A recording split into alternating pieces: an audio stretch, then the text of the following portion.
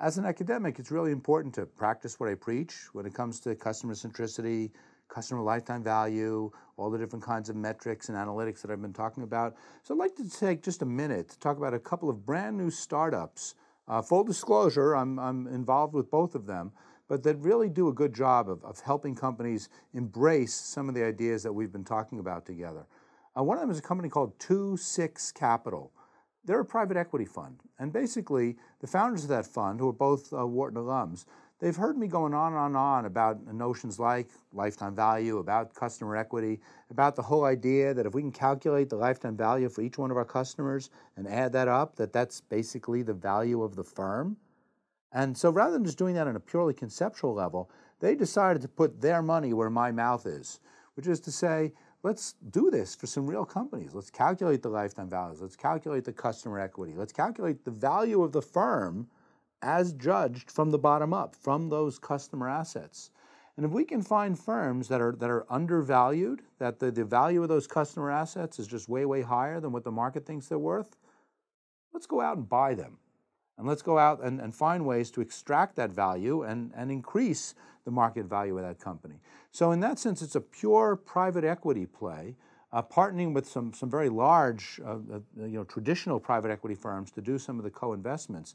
But it's a really interesting, radical idea that instead of valuing companies purely from the top down, instead of just looking at the overall revenue and coming up with some multiplier, let's do it from the bottom up. Let's take some of these ideas that we've been talking about here and really bet on them.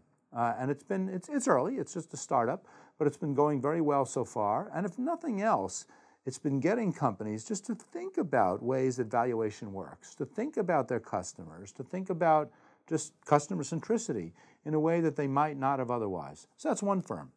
The other one that I want to talk about is a company called CLVmetrics.com.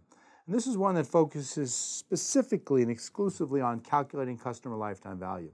I've spent the last 15, 20 years of educating people about CLV, of giving them spreadsheets and giving them R code and giving them papers and giving them case studies saying, see, here is CLV, go to it. And then sometimes companies will try it and they say, man, we're so close, but we can't quite implement it. We can't quite get the data into the right form, or our data looks a little bit different, or we don't know what to do with the numbers once we have them. So CLV Metrics is all about solving this last mile problem.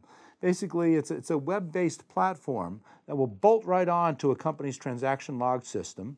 It'll suck out the data. It'll run all of these CLV models lightning fast, really super fast, and take the key results, these projected lifetime value estimates, and inject them right back into the company's own CRM system. So it's just an easy way to, I always use the analogy, it's like waving the magic wand to see what each customer is worth. It's an easy way to give companies that magic wand. We're not telling them what to do with those numbers. We're not telling them which email to send to which customer at which time. Companies are pretty good at doing that already. They just need better inputs, better ingredients in order to make those decisions in a more informed way.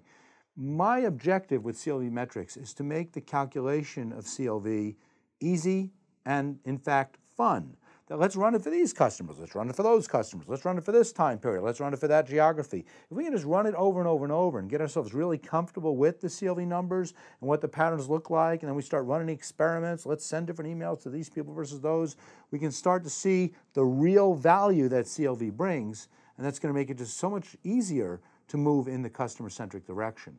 So I'm just thrilled to be working with a bunch of smart people who are taking some of the research ideas and making them really practical.